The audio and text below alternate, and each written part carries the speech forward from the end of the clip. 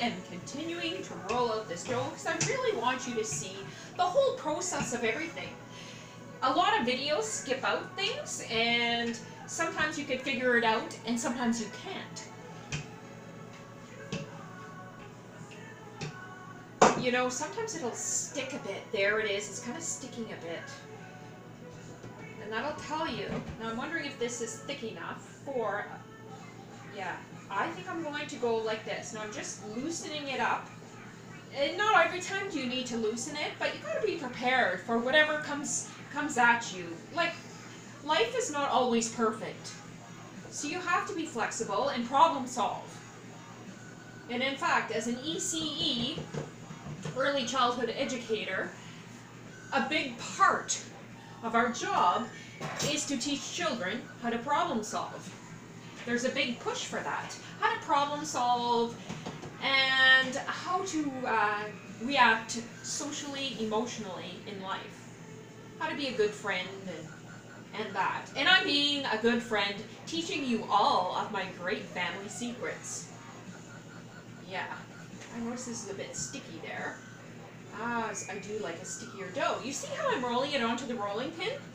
I've been doing this for years and it just comes naturally. I started making pies when I was 14 years old. I couldn't cook anything else, but I could cook a pie.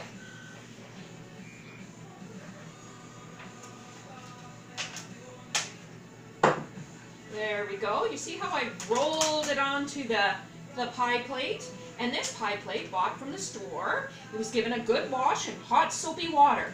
Everything you buy from the store, you should put in hot soapy water. So, now pumpkin pie, your filling will go in there. So, since it's going to be filled, I can cut the pastry right at the edge.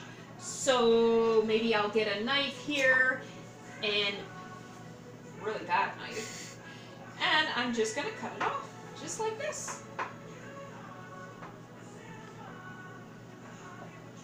Now, I'm not going to do anything fancy with the pastry, although there are some beautiful, if you can look it up on the web, fancy things that you could do with the pie crust and fancy designs for on top of apple pies and cherry pies, although we are going to make a pumpkin pie. That's what we're planning to do with it. So, and another little thing my mother taught me is you make the little fork pick at the side. This is what she told me, which is what her mother told her, which is what my great-grandmother told my grandmother, who was pastry chef to the Queen.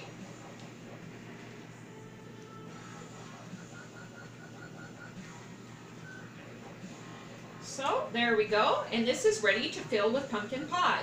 And a big thing though, if you are just going to cook the pie crust alone in the pie plate, you cannot cut it off at the edges. It is going to shrink right in. If I was to just put this into the oven, it would shrink up.